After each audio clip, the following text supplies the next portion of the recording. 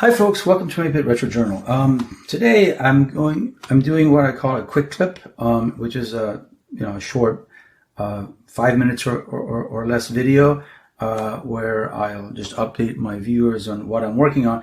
With the fall and also with things becoming slightly more normal, I find that I'm having less time than I've had in the past, so I'm not able to spend 100% of the time at home to work on my hobby. So sometimes I need a little bit of extra time, and so these quick clips will just update you on what I'm currently working on. So what I wanted to actually do, because it's actually also cooler outside, is I wanted to play some games. And I have Match Point by Cyan, which is a tennis game, and Tank Busters by Cellasoft, which is a 3D outline graphics game.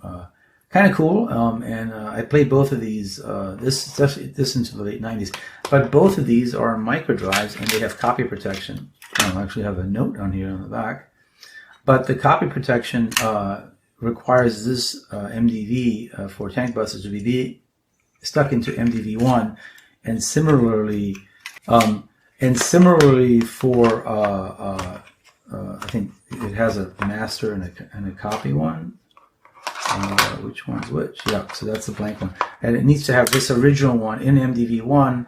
It'll just read the sector boot sector header just to make sure that this was a bought copy. A few QL games are like that, and so before I can do that and feel comfortable doing that, I want to make sure that these, even though they look decently here, the little felt parts, I need to make sure that they aren't going to disintegrate. And when they've been, stored for 20 plus years, the felts for these are not like on cassette decks where it's fabric. It's spongy, and so they do dry and become brittle and come apart.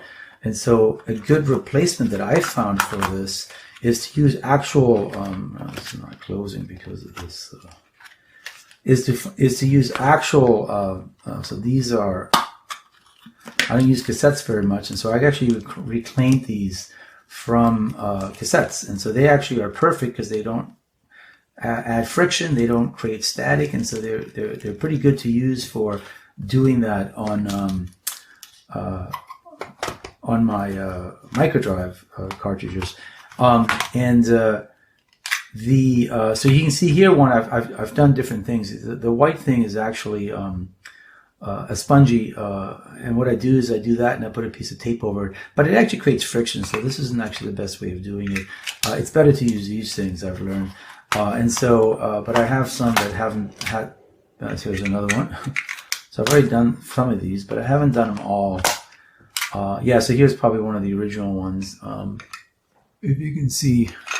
Yeah, so that's one of the, that might actually also be a replacement one. Just to show you what they actually look like.